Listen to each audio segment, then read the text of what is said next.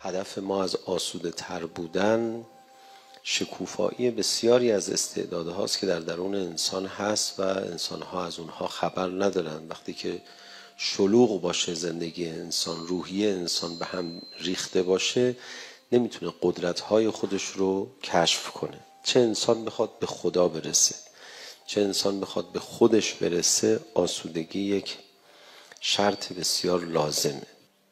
شما یکی از جاهایی که میتونید ببینید به خدا مقرب شدید یا نه، میزان آسودگی خودتون رو بسنجید. اگر دیدید که این آسودگی کم شده، به هم ریخته هستی، بدون که الان از خدا دور یا آدم نزدیک به خدا اینجوری نمیشه که.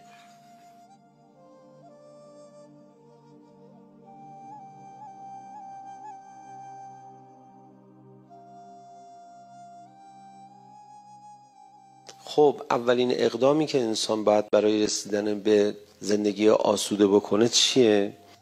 فکر میکنه.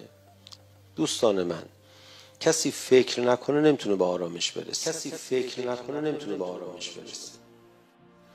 کسی که مدام در حال تغذیه سمعی بصریه و کسی که مدام در حال حرف زدنه، این نمیتونه فکر کنه.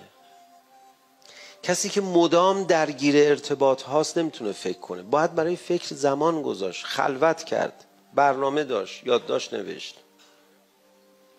یه جوانی آمده بود خیلی درگیر عواطف و دوستی شده بود تو این دوران رفاقتی که حدود 15 16 17 18 19 سالگی پیش میاد. حالا برای آدم ها سنش بالا پایین هست. آقا من خیلی وابسته شدم به رفیقم، چی کار بکنم؟ هم اونو دارم اذیت میکنم، هم اون منو اذیت میکنه. یه بار با من آب میوه نمیخوره من اصلا بیچاره میشم. بهش میگفتم که دورش میگذره. میگفت حالا من چیکار کنم؟ میگفتم دورش میگذره، یعنی یه روزی میرسه تو خنده‌دار میشه این صحنه برات. اصلا گوش نمیکرد. من الان چیکار بکنم؟ من الان باید با این. گفتم ببین روی این حرف من فکر کن. خدا شاهده اگر می نشست فکر می کرد سر این که یه روزی من می خندم اصلا به هم چیزی که این برام اهمیت پیدا کرده، تموم می شد. این رفاقت به صورت بیمارگونه از بین می رفت. حالا چی براتون مهمه رفقا؟ روش کمی فکر کنید. کی تموم میشه دوره اهمیتش؟ روش کمی فکر کنید. هر چیزی باشه یه روزی دیگه برات مهم نیست. هیچ روزی نشه موقع مردنت میشه. موقع مردنت میگی اصلا چه اهمیت داشت؟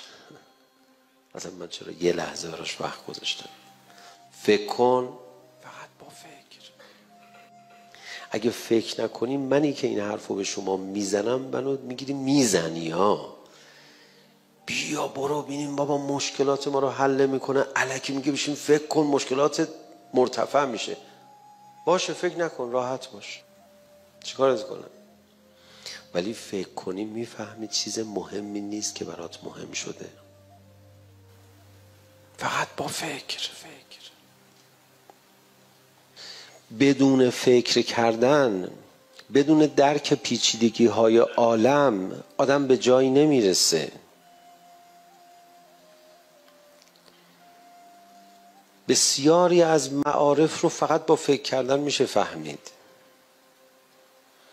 ما از مرگ خبر داریم، فکر کنیم در موردش اثر خودش رو خواهد گذاشت. باید برنامه فکر داشت. هر سبک زندگی هم که اجازه نمیداد آدم فکر کنه، اون سبک زندگی رو تغییرش بدید.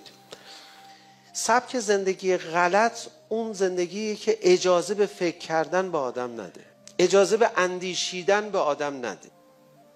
ما همون چیزایی که بلدیم و بتونیم روشون فکر کنیم و اصلا درست فکر کردن و از رو دست درست فکر کنندگان ببینیم، به اعلی درجات رسیدیم. خدا کسی که فکر بکنه رو بدون روزی نمیگذاره.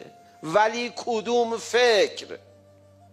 سبب الفکر الفراغ. اگه فراغت و آسودگی نداشته باشی برید تو فکر، رفتی تو فکر نگرانی ها. به خدا خنده داره ما گاهی از اوقات میشینیم فکر میکنیم درباره حل مشکلات. خدا میگه الان تو چه فکری هستی؟ مشکلاتم. من این کارو تو انجام ندادی؟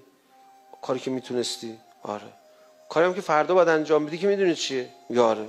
خب چرا فکر میکنی؟ بقیش به من بسپر. من منشیتم. خدا میگه من منشی تو. شما یکی از جاهایی که میتونید ببینید به خدا مقرب شدید یا نه میزان آسودگی خودتون رو بسنجید. اگر دیدید که این آسودگی کم شده، به هم ریخته هستی، بدون که الان از خدا دور. یا آدم نزدیک به خدا اینجوری نمیشه. ان صاحب الدین فکر فعلته السکینه. صاحب دین، آدم دیندار فکر میکنه بعد به آرامش میرسه.